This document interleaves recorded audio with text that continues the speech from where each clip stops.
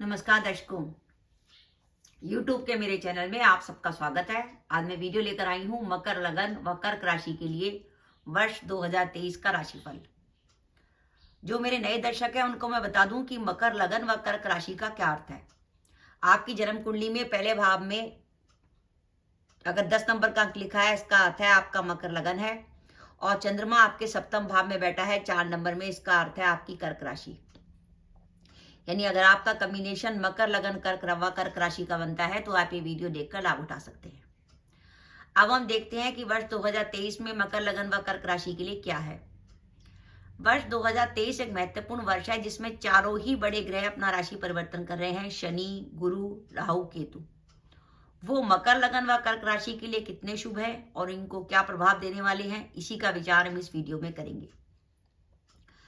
मकर लगन में बात करें तो वर्ष के आरंभ में शनि महाराज आपके लगन पर होंगे और 17 जनवरी के बाद वो आपके धन भाव पर आ जाएंगे।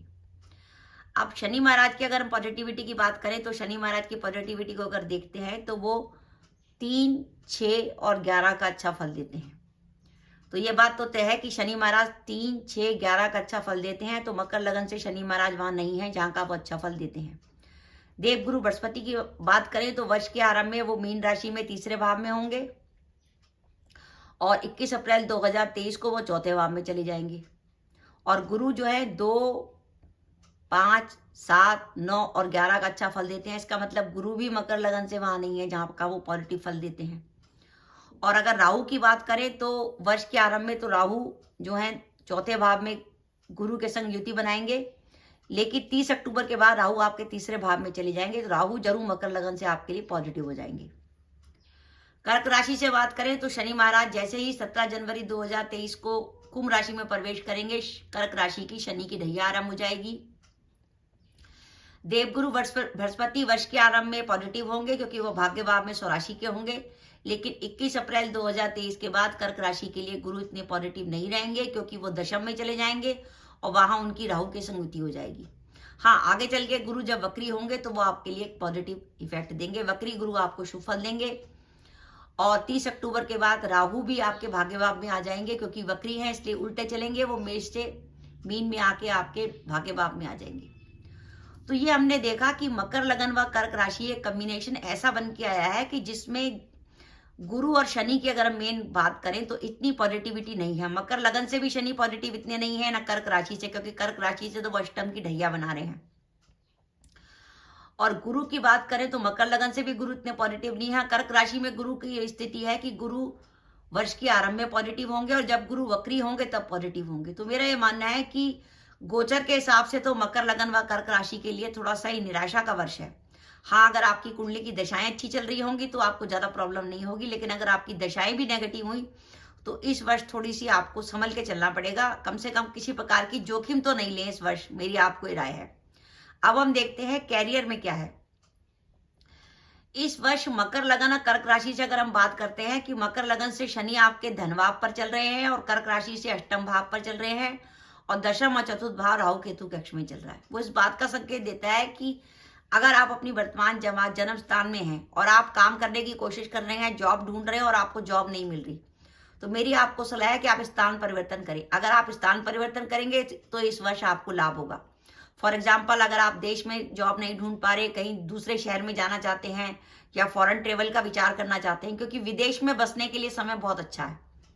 क्योंकि कहते हैं जब भी शनि लगन से द्वादश में लगन पे या धन भाव पर चलते हैं तो विदेश में बसने के लिए समय अच्छा होता है। और दशम और चतुर्थ भाव राहु केतु के कक्ष में आना इस बात का संकेत दे रहा है कि इस वर्ष आपका रहने का स्थान भी बदलेगा। तो विदेश यात्रा के लिए समय बहुत अच्छा है। अगर आपको यहाँ पे प्रॉब्लम हो रही है, कैरियर में किसी प्रकार की प्रॉब्लम आ रही है, तो अब स्थान परिवर्तन कर लीजिए। अगर आप जगह चेंज करेंगे तो आपको लाभ होगा। और अगर आप सरकारी नौकरी में हैं तो इस वर्ष आपका ट्रांसफर होने की भी संभावना बनती है। 17 जनवरी 2023 से कर्क राशि पर शनि की ढैया आरंभ हो रही है। अगर आप घर के बड़े पुत्र हैं तो पिता के स्वास्थ्य का विशेष रूप से ध्यान रखिएगा। शनि की ढैया में उन लोगों के लिए पॉजिटिविटी है जो लोग अपने विवाह के इंतजार में थे, क्योंकि कहते हैं कि जनरली विवाह या तो शनि की 7.5 में होते हैं या शनि की ढैया में होते हैं। तो जो अपने विवाह के लिए प्रयासरत थे उनकी शनि की ढैया आरंभ होने के कारण 17 जनवरी 2023 से मार्च 2025 के बीच में विवाह की संभावना बनती है। इस वर्ष मकर लगन से 21 अप्रैल को गुरु जो है आपके चौथे भाव में आ जाएंगे, और गुरु जब चौथे भाव में गोचर करते हैं तो वो प्रॉपर्टी खरीदने का बहुत अच्छा योग बनाते हैं। तो अगर आपकी कुंडली में गुरु की, शुक्र की या मंगल की दशा या अंतर्दशा चल रही है तो ये समय प्रॉपर्टी खरीदने के लिए बहुत अच्छा है आपके लिए। आप इस वर्ष 2023 में प्रॉपर्टी खरीद सकते हैं। जो संतान प्लान करना चाहते थे वो संतान प्लान कर सकते हैं, लेकिन साथ ही साथ मकर लगन से चौथे भाव में गुरु व राहु की युति रहेगी, इसलिए माता के स्वास्थ्य का विशेष रूप से ध्यान रखिएगा। माता के स्वास्थ्य को लेकर चिंता रहेगी।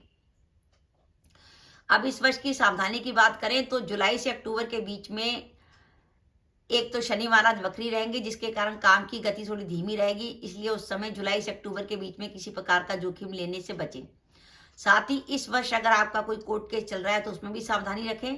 साथ ही सावधानी आपको दाम्पत्य जीवन में भी रखनी पड़ेगी, क्योंकि कर्क राशि से जब सप्तमेश वक्री होंगे शनि, तो वो आपके लिए दाम्पत्य जीवन में किसी प्रकार की तनाव या परेशानी दे सकते हैं।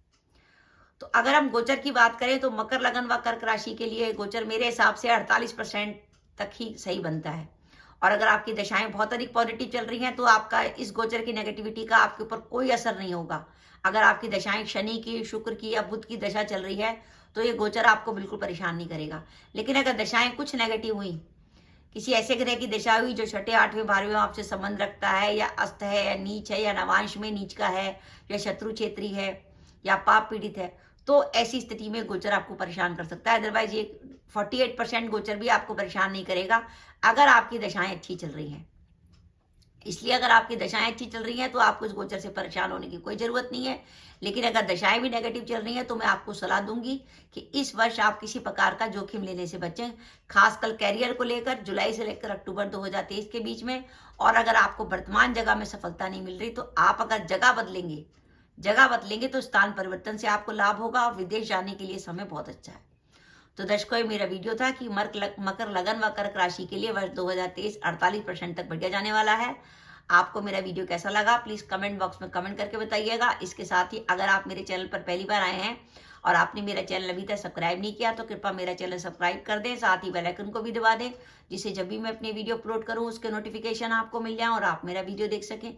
इसके साथ ही नमस्कार दर्शकों, जय माता दी।